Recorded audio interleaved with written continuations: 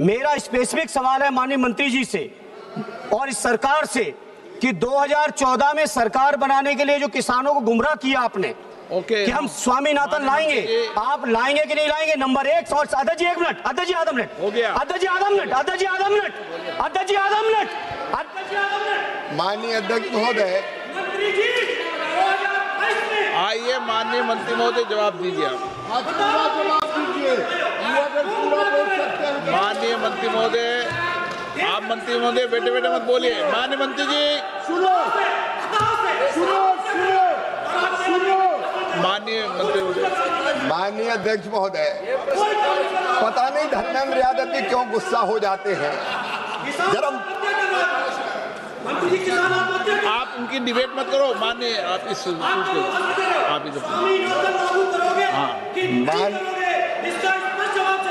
माननीय आप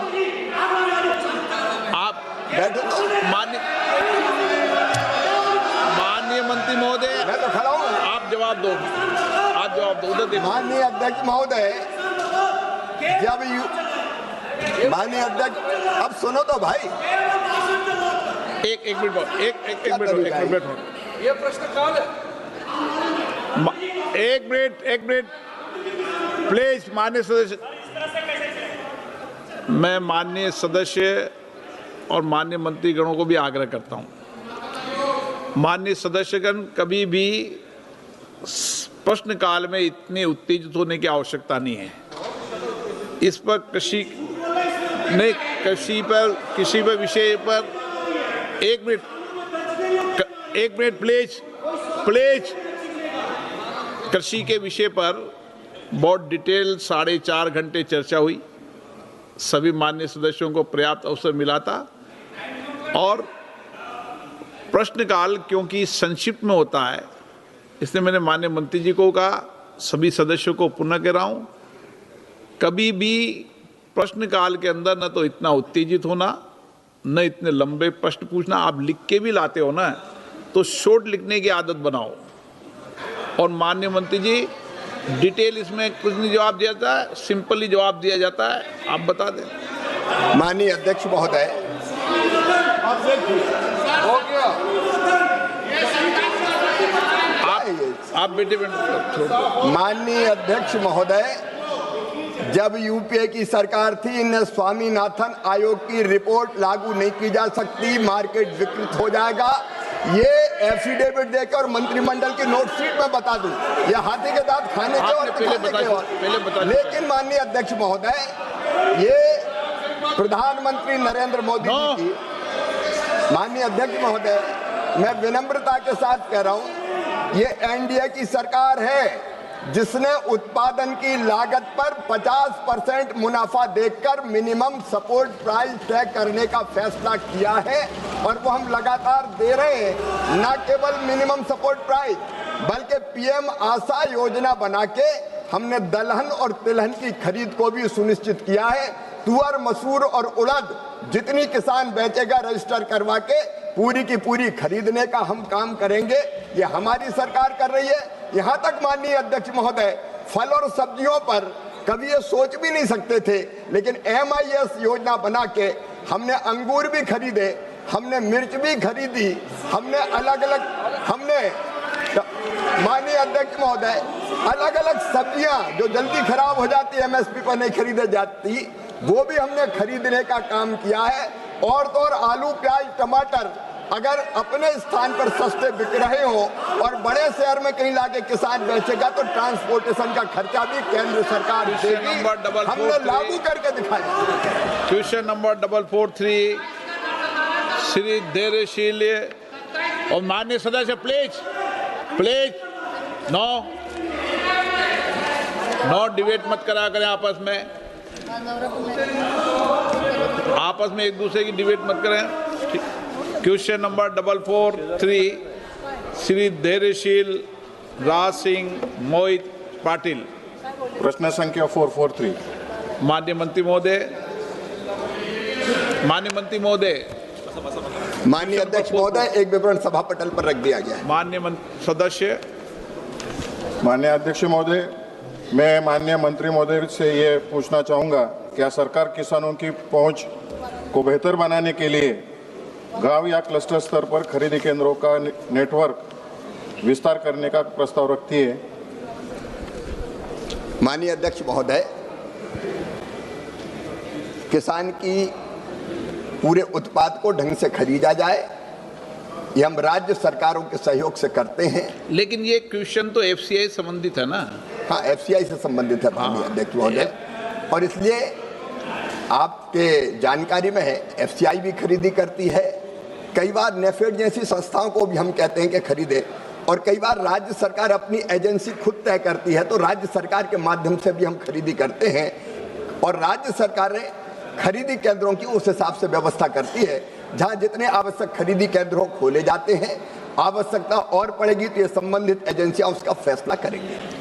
माननीय सदस्य, क्या एमएसपी और बाजार कीमतों के बीच के अंतर को समझने के लिए एमएसपी को कानूनी रूप से लागू होने की योग्य गारंटी या मूल्य अंतर भुगतान प्रणाली शुरू करने की कोई योजना है?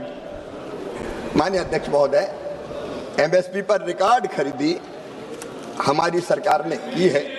एमएसपी पर रिकॉर्ड खरीदी हमारी सरकार ने की है। मैं आपको बता सकता हूं कि चाहे गेहूं हो, चाहे धान हो, चाहे दलहन हो, चाहे तिलहन हो, चाहे फल हो, चाहे सब्जियां हो, सरकार खरीदने का काम करती है। और आगे भी, जैसे मैंने बताया कि कई दलहन और तिलहन की फसलों के लिए पीएम आशा जैसी योजना भी हम लेके आए हैं। किसान का उत्पाद की ठीक दाम मिले, इसमें कोई कसर हम नहीं छोड़ेंगे। श्रीमती सुप्रिया सुले। तर नमस्कार. सविस्तर उत्तरामध्ये ह्याच्यात प्रश्न मिनिमम सपोर्ट प्राइस आणि इन्कम स्टेबिलिटी फॉर फार्मर्स आहे. महाराष्ट्रामध्ये आणि देशामध्ये सविस्तर आज कुठेही गेलं तरी गारांचा पाऊस, ह्याच आठवड्यामध्ये महाराष्ट्राच्या 9 जिल्ह्यांमध्ये गारांचा पाऊस झालेला आहे. त्यामुळे मिनिमम सपोर्ट प्राइस जरी सरकार देत असलं तर अनेक वेळा प्रचंड नुकसान आज महाराष्ट्रात नाही, भारतात सगळ्या राज्यांमध्ये शेतकऱ्यांचं होतं आहे. तर ह्याच्यासाठी मिनिमम सपोर्ट प्राइसचा बॅलन्स ठेवून आता सोयाबीनचंही किंमत खूप प्रचंड पडलेली आहे, कारण का टॅरिफ्समध्ये आपलं जे अग्रीमेंट झालेलं आहे त्या वर्तमानपत्रातल्या बातम्या असं सांगतं की सोयाबीनबद्दल काही चर्चा अमेरिकेपाशी झाली आहे, कॉर्नबद्दल झाली आहे. या इनस्टेबल जी आता परिस्थिती जगात झाली आहे त्याच्यात शेतकऱ्याला केंद्रबिंदू ठेवून आपण काय मार्ग काढू शकतो ज्यांना त्यांना मिळेल. आणि ही फक्त सीमित नाही आहे सोयाबीनसाठी किंवा कपासासाठी. कपास आणि सोयाबीन अडचणीत आहेच, पण सर्वसामान्य जो शेतकरी आंबा असेल, केळी असेल, कांदा असेल, हे सगळे या ग्लोबल क्रायसिसमध्येही अडकलेत. तर ह्याचा काही प्लॅन शेती मंत्र्यांनी काही केलेला आहे का? एकीकडे गारांचा पाऊस असेल ही एक अडचण आणि दुसरीकडे ग्लोबल क्रायसिस, याचा काही आपण विचार केलेला आहे की शेतकऱ्याला त्याच्या अधिकाराचे आणि हक्काचे आणि घामाचे आणि रक्ताचे पैसे मिळाले पाहिजे. थँक्यू. माननीय अध्यक्ष महोदय, किसानों को संकट से उबारने के लिए हर संभव उपाय सरकार करती है. विद्वान सांसद सुप्रिया जी ने यह सही कहा, वो सजग सांसद हैं कि पिछले दिनों महाराष्ट्र की धरा पर प्राकृतिक आपदा के कारण व्यापक नुकसान किसानों की फसलों को हुआ है. लेकिन मुझे ये बताते हुए प्रसन्नता है कि राज्य सरकार ने तत्परतापूर्वक कार्रवाई की और 5 दिन के अंदर फार्मर आईडी का उपयोग करके 14,000 करोड़ रुपया किसानों के खाते में डाला है. एक, राज्य सरकार एसडीआरएफ की योजना के अंतर्गत नुकसान की भरपाई करती है. दूसरे, मैं आपके माध्यम से हमारी किसान हितैषी सांसद को यह बताना चाहता हूं कि प्रधानमंत्री फसल बीमा योजना के अंतर्गत भी उन किसानों की पूरी मदद नियमानुसार करने में हम कोई कसर नहीं छोड़ेंगे. सोयाबीन जैसी फसलों के लिए भी माननीय अध्यक्ष महोदय, जब दाम गिरते हैं तो हमने न केवल खरीद की व्यवस्था की है, बल्कि एक और योजना जो आपके माध्यम से मैं बताना चाहता हूं, भावांतर भुगतान की योजना भी बनाई है, मध्य प्रदेश सरकार ने लागू की, कि जो मार्केट रेट और एमएसपी के बीच का जो अंतर है, खरीदे बिना उस अंतर को सीधे किसान के खाते में डाल दिया जाए. तो इस तरह की योजना भी हमने बनाई है और इसलिए किसान को ठीक दाम मिले, इसमें हम कोई कसर नहीं छोड़ेंगे. हर संकट में अन्नदाता, जीवनदाता किसान के साथ हमारी सरकार खड़ी है. श्रीमती महिमा कुमारी मेवाड़. धन्यवाद अध्यक्ष महोदय। माननीय मंत्री जी ने सरकार के दौरान शुरू की गई पीएम आशा योजना और उसके तहत की गई खरीदारी का विवरण दिया है। क्या माननीय मंत्री जी यह भी बताएंगे कि क्या सरकार ने इस योजना के तहत कोई प्रावधान किया है कि जब फसल बाजार भाव सरकारी न्यूनतम समर्थन मूल्य से कम होता है तब उस अंतर की राशि सीधे किसानों के बैंक खातों में जमा की जाती है? यदि हाँ, तो कृपा करके की गई ऐसी खरीदारी का विवरण का साझा करें। धन्यवाद। माननीय अध्यक्ष महोदय, मेहमा जी ने यहाँ किसानों की चिंता प्रकट की है। मैं बड़ी विनम्रता के साथ निवेदन करना चाहता हूँ आपके माध्यम से कि हमने ऐसी हर फसल जिसके दाम जब घटते हैं, एमएसपी के नीचे जाते हैं या उत्पादन की लागत के नीचे चले जाते हैं, क्योंकि एमएसपी तो माननीय अध्यक्ष महोदय कुछ फसलों के लिए, लेकिन पीएम आशा जो योजना हमने बनाई है ये 2014 के बाद प्रधानमंत्री नरेंद्र मोदी जी ने बनाई। पहले पीएम आशा जैसी कोई योजना नहीं थी। और पीएम आशा के अंतर्गत जब दलहन और तिलहन इनके दाम गिरते हैं तो सरकार पीएम आशा के अंतर्गत उनको खरीदते हैं। 3 योजनाएं हैं माननीय अध्यक्ष महोदय। एक है पीएसएस, जिसमें हम सीधे दलहन और तिलहन की खरीद जो राज्य मांग करते हैं, और मुझे कहते हुए प्रसन्नता है कि इसके अंतर्गत हमने रिकॉर्ड खरीद की है। समय की कमी है और आपके निर्देश है कि हम सीधे जवाब दें, लेकिन केवल पीएम आशा की अगर बात की जाए तो माननीय अध्यक्ष महोदय, चूंकि महाराष्ट्र का सवाल था, मैं निवेदन करना चाहता हूं कि महाराष्ट्र में ही 14-15 से 25-26 तक 17.50 लाख मीट्रिक टन हमने तिलहन की खरीद की है। 34.43 लाख मीट्रिक टन हमने दलहन की खरीद की है।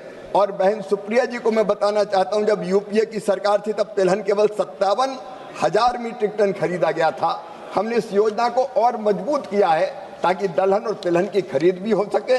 और माननीय अध्यक्ष महोदय, जैसे मैंने अभी निवेदन किया कि अगर तिलहन की फसल प्रत्यक्ष रूप से सरकार ना खरीदे, क्योंकि खरीदना, लॉजिस्टिक, ट्रांसपोर्टेशन का खर्चा, किसान लाइन में खड़ा रहे, तो यही सरकार है जिसने तय किया है कि एमएसपी और मार्केट रेट के बीच का जो अंतर है वो सीधे भी हम किसान के खाते में डालने का काम करते हैं। मध्य प्रदेश ने इस योजना को अपनाने का काम किया है।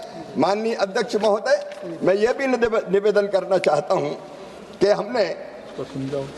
हमने न केवल दलहन तिलहन बल्कि हमने एक मार्केट इंटरवेंशन स्कीम MIS बनाई है, जिसमें जल्दी खराब होने वाली फल और सब्जियों को भी हमने एक मॉडल रेट तय करके उस पर खरीदने का या उसका अंतर किसान के खाते में डालने का फैसला किया है।